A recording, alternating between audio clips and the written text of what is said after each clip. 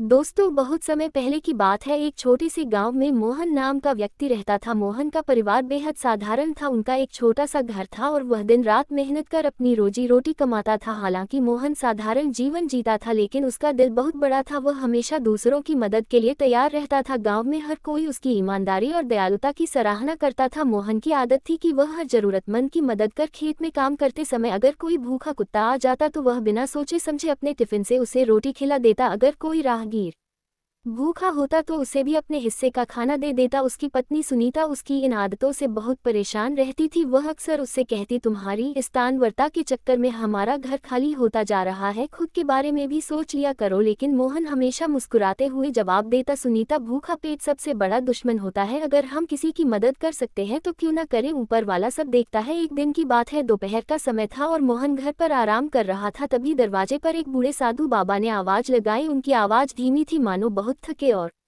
भूखे हो। सुनीता ने उनकी आवाज सुनी और खिड़की से झांक कर देखा। वह बड़बड़ा, अब ये भी आ गए, लगता है फिर से रसोई खाली होने वाली है। लेकिन मोहन ने सुनीता की बात अनसुनी की और दरवाजे की ओर बढ़ गया। जब उसने दरवाजा खोला तो देखा कि साधु बाबा बहुत कमजोर और थके हुए थे। उनके कपड़े मैले थे और चेहरा पसीने से तर था। मोहन ने तुरंत उन्हें घर के आंगन में बुलाया और कहा, बाबा आप बैठिए, मैं अभी पानी लाता हूँ। मोहन अंदर गया और लोटे में पानी लेकर आया। उसने साधु बाबा को पानी दिया। बाबा ने पानी पीकर राहत की सांस ली। उनके चेहरे पर एक अजीब सा सुकून झलक लगा। साधु ने मोहन से कहा, बेटा 2 दिन से भूखा हूँ, अगर कुछ खाने को मिल जाए तो बड़ी कृपा होगी। यह सुनकर मोहन तुरंत रसोई की ओर भागा। जब मोहन रसोई में पहुंचा तो उसने देखा कि वहां खाने के लिए कुछ भी नहीं था, केवल 2 रोटियां रखी थी जो मोहन के दोपहर के खाने के लिए थी। मोहन ने बिना कुछ सोचे उन रोटियों को उठाया और साधु बाबा को देने के लिए चल पड़ा। तभी सुनीता ने उसे रोक लिया। उसने गुस्से में कहा, ये क्या कर रहे हो, ये रोटियां तुम्हारे लिए हैं, अगर तुम इन्हें भी दे दोगे तो खुद क्या खाओगे। साधु किसी और के घर से भी खाना मांग सकता है, लेकिन हम कहाँ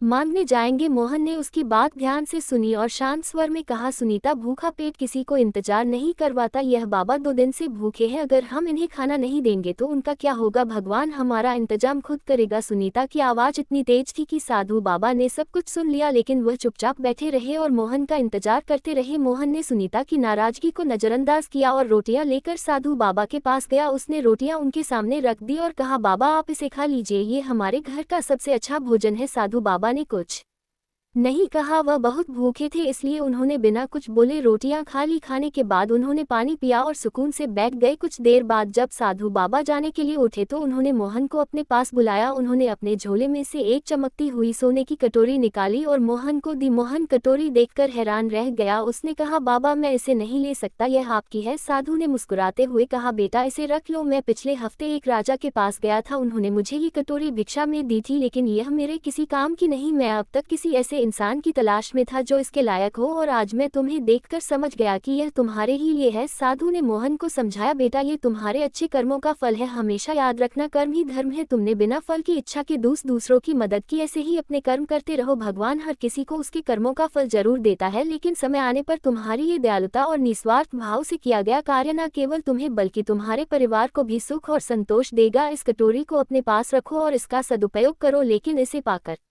अपने जीवन की अच्छाइयों को न छोड़ना। ये केवल तुम्हारे लिए एक प्रतीक है कि भगवान हमेशा अच्छे कर्मों की सराहना करते हैं। ये कहकर साधु बाबा वहां से चले गए। मोहन कटोरी को हाथ में लिए उन्हें जाते हुए देखता रहा। उसकी आंखों में खुशी के आंसू थे। उसने मन ही मन ठान लिया कि वह हमेशा दूसरों की मदद करेगा, चाहे हालात जैसे भी हो। दोस्तों, कर्म ही सच्चा धर्म है। बिना फल की इच्छा के अच्छे कर्म करने वाले व्यक्ति को भगवान किसी न किसी रूप में उसका फल जरूर देते हैं। हमें अपने कर्मों से कभी पीछे नहीं हटना चाहिए। दोस्तों, अगर आपको ये कहानी पसंद आए हो तो इसे लाइक और कमेंट जरूर करें। इसे ज़्यादा से ज़्यादा लोगों के साथ शेयर करें ताकि इस संदेश को हर किसी तक पहुँचाया जा सके। और हाँ, हमारे संगीत